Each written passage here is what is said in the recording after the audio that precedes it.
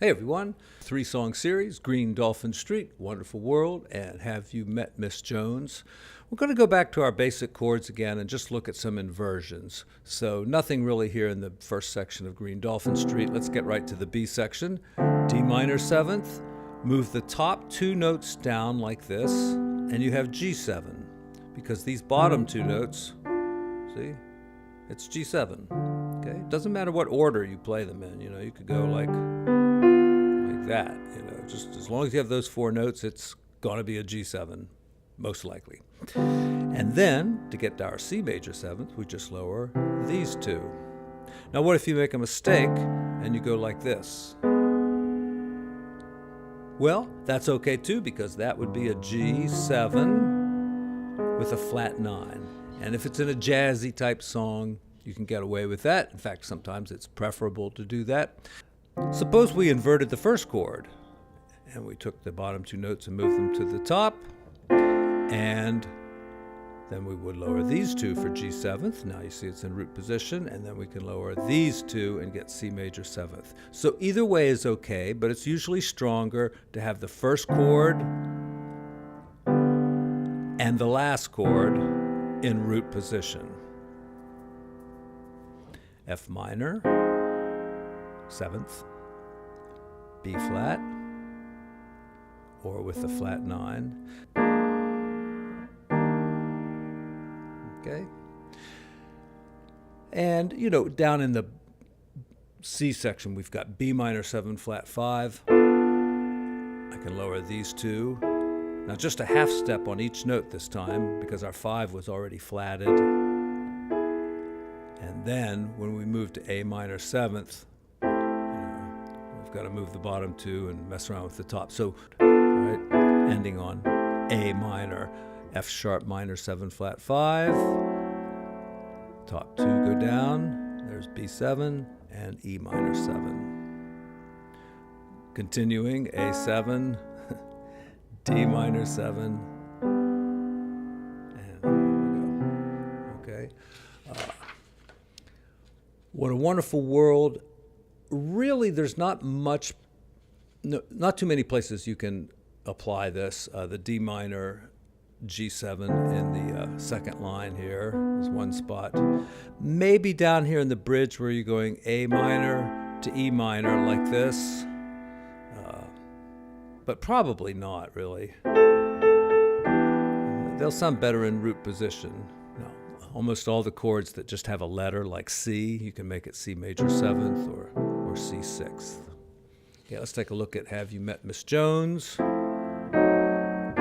Okay, here's our 2-5-1, so we want to do 2, 5, and the A minor, you see, it's kind of within that F major chord, and I may have made a mistake originally there and played an F major, I don't know.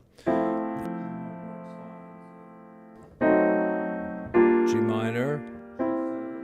We'll go to A minor, D minor, and here's the 2-5-1. G. Now the bridge is just full of them, so we can go.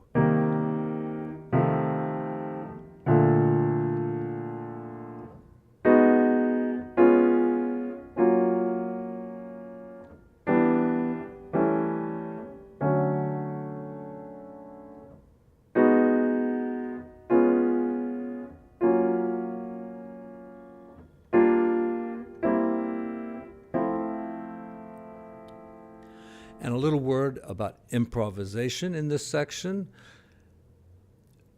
Whatever the 1 chord is, that's the scale you want to play. Now there are other scales, of course, that we can use, especially on the dominant chords, but let's stick to simple is best. So B flat major scale. All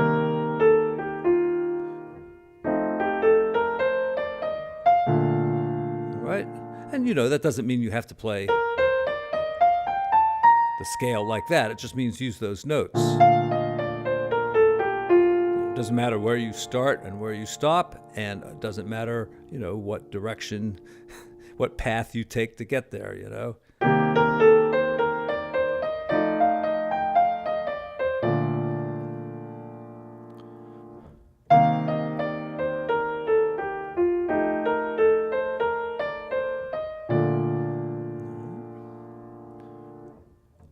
G flat, and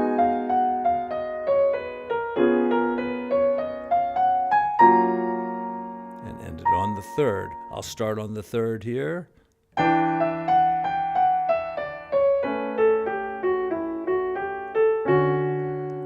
there I'm just using the small voicings.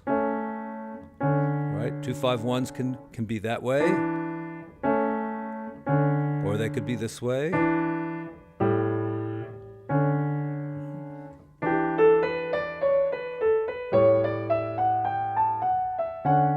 All right, usually aiming for the third.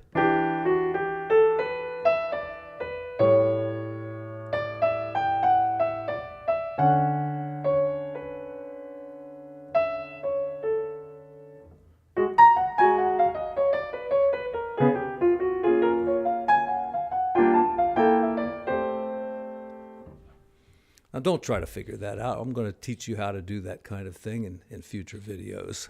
That last line, I use some diminished scale, and I believe the next video in the series is going to cover the diminished scale because it's just so useful. It's an easy one to learn because there's only 3 of them in existence, so you don't have to learn like 12 major scales and 12 Dorian modes or anything like that. It's just 3 scales, and you can use them on, just about any dominant 7th chord or diminished chord that you run into.